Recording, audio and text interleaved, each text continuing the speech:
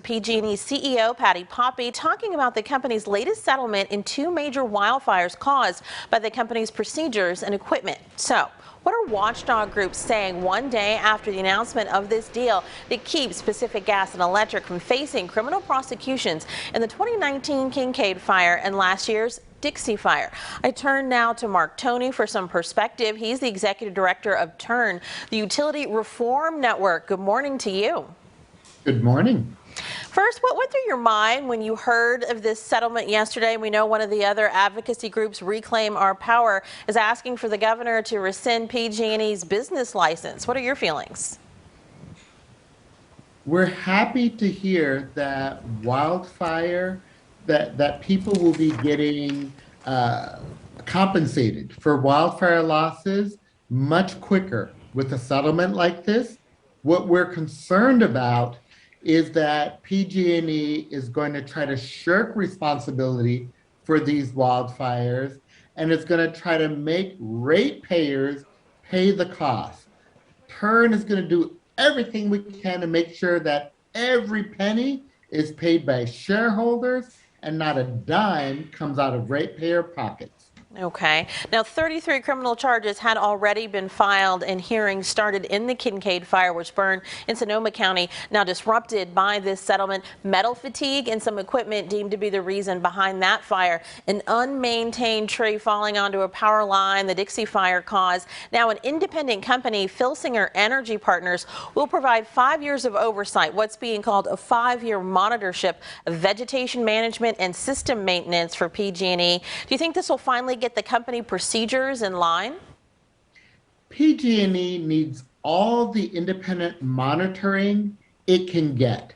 What's important to understand is that this settlement between the district attorneys and PG&E in no way absolves the California Public Utilities Commission from their own investigation of PG&E's responsibility in the Dixie Fire, for deciding whether they were negligent by letting a tree sit on a power line for 10 hours, and whether they are negligent and are responsible for breaking the rules and not complying with safety. That process is still going forward, and we want to make sure that organizations like TURN aren't shut out like we've been in the past with the Kincade Fire investigation. It's important that the public have participation and a say in the decision making for the penalties and fines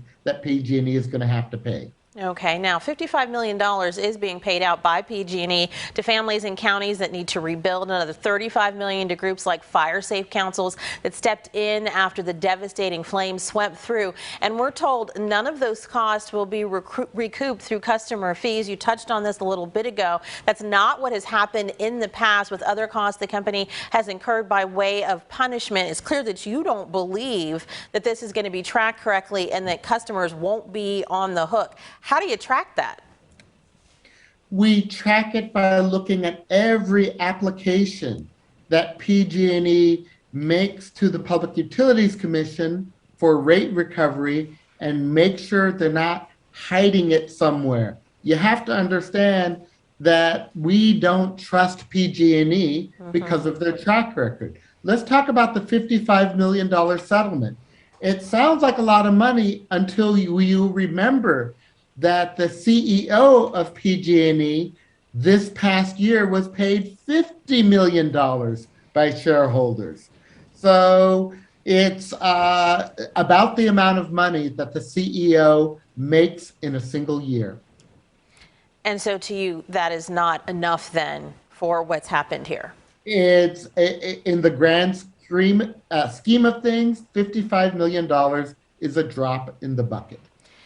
This company serves 16 million people in northern and central California. It promises payouts for families who've suffered within 30 days of accepting an offer and within 75 days of submitted a completed claim in their online process that they've set up. You talked about the fact that it looks like families are going to get money faster. Do you have hope that it will really play out that fast? It certainly looks like it's going to play out faster than the people who lost everything in the 2017-2018 wildfires that were settled through the PG&E bankruptcy, where so many wildfire victims were left with stock ownership that they haven't been able to access. It's absolutely important for people to have wildfire losses caused by PG&E reimbursed in a reasonable amount of time. So I'm hopeful this will happen. We just want to make sure that it comes out of the shareholder pockets and not out of our monthly bills that have already been skyrocketing. Dr. Tony, thank you so much for joining us this morning. And we do want to point out that the settlements we've been talking about, that's a civil settlement. PG&E is still facing criminal prosecution when it comes to 4 felony manslaughter cases connected to the Zogg fire. Thank you, Dr. Tony, for your time today. Thank you very much. Now,